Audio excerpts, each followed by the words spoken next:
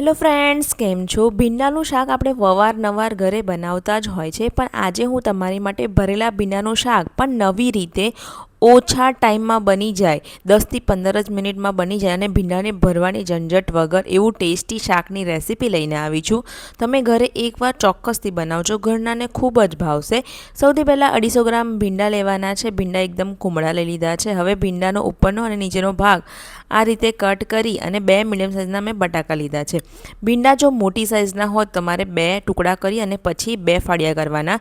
નાની સાઇઝના હોય તો તમારે વચ્ચેથી 2 ફાળિયા કરી લેવાના છે. હવે જો ચપ્પુ તમે લીંબુવાળું કરશો ને તો બિલકુલ ચીકાશ પણ નહીં રહે, એકદમ સરસ રીતે તમારા ભીંડા સમારાયા અને તૈયાર થઈ જશે. વિડીયોમાં જે રીતે બતાવ્યા છે એ પ્રમાણે ભીંડા સમારી શકો છો. તમને થોડી નાની સાઇઝ ગમે તો પણ તમે કરી શકો છો. તૈયાર થયેલા ભીંડાને સાઈડ પર રાખી 2 બટાકાને છોલી લીધા છે. હવે એને પણ આપણે ચિપ્સમાં લાંબી સ્લાઇસમાં કટ કરી લઈશું. જે રીતે આપણે ભીંડા સમાર્યા એ સાઇઝમાં જ આપણે એને લાંબી સ્લાઇસમાં કટ કરી અને તૈયાર કરી લઈશું. તો અહીં આગળ મેં બટાકા પણ એડ કર્યા છે, પણ જો તમારે બટાકા ના ઉમેરવા હોય તો તમે સ્કીપ કરી શકો છો. પણ એકવાર આ રીતે બટાકા અને ભીંડાનું શાક તમે બનાવશો, ઘરના બધાને ખૂબ જ ભાવશે. મસાલો કરવા માટે હવે અડધા કપ જેટલા શેકેલા સિંગદાણાનો પાવડર એડ કર્યો છે. ત્યાર પછી અડધા કપ જેટલા તલનો ભૂકો, તલને પણ મેં અધકચરા મિક્સરમાં ક્રશ કરી લીધા હતા, તે એડ કરીએ. 3 ચમચી અહીં આગળ શેકેલું બેસન એડ કરવાનું છે. બેસનને થોડીક વાર શેકી લેવાનું એમનેમ જ, તે એડ કર્યું છે. ત્યાર પછી 3 થી 4 ચમચી ધાણાજીરું પાવડર એડ કરીશું. ધાણાજીરું પાવડર થોડુંક આગળ પડતું રાખવાનું છે.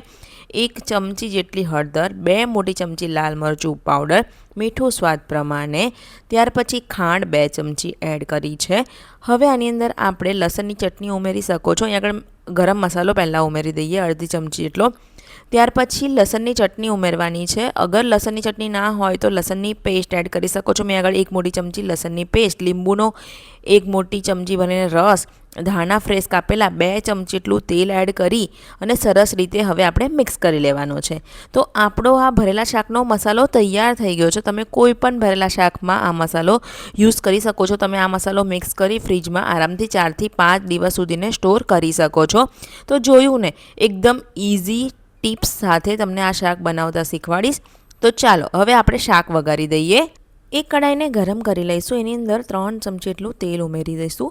આ શાકમાં તેલ થોડુંક આગળ પડતું રહેશે. ત્યાર પછી હવે એની અંદર આપણે જે બટાકા સમારીને રાખેલા છે તે પહેલાં આપણે એને થોડીક વાર શેકી લેવાના છે. કેમ કે ભીંડા અને બટાકાનું શાક હોય અને આપણે ભરેલા ભીંડાનું શાક બનાવતા હોય એટલે પહેલાં બટાકા જો કાચા ના રહી જાય એના ભાગનું થોડુંક આપણે મીઠું એ કરી લઈશું અને સરસ 3 થી 4 મિનિટ જેવું આ રીતે સાંતળી લઈશું. ઢાંકીને થવા દઈએ. ઉપરથી એકદમ સરસ રીતે ક્રન્ચી થઈ ગયા છે. આ રીતે સરસ રીતે બટાકા સરસ શેકાઈ ગયા છે, સોફ્ટ થઈ ગયા છે. તો આપણે હવે એને કાઢી લેવાના છે. તો આ રીતે પતલી સ્લાઇસમાં સમાર્યા હતા એટલે બટાકા એકદમ પરફેક્ટ તળાઈને તૈયાર થઈ ગયા છે. હવે એ જ કઢાઈમાં જે આપણે ભીંડા સમારીને રાખેલા છે એને પણ શેકવાના છે. તો અહીં આગળ તેલ ગરમ થઈ ગયું છે. તેલ ઓછું લાગે તો ફરીથી અહીં આગળ 1 ચમચી તેલ તમે ઉમેરી શકો છો.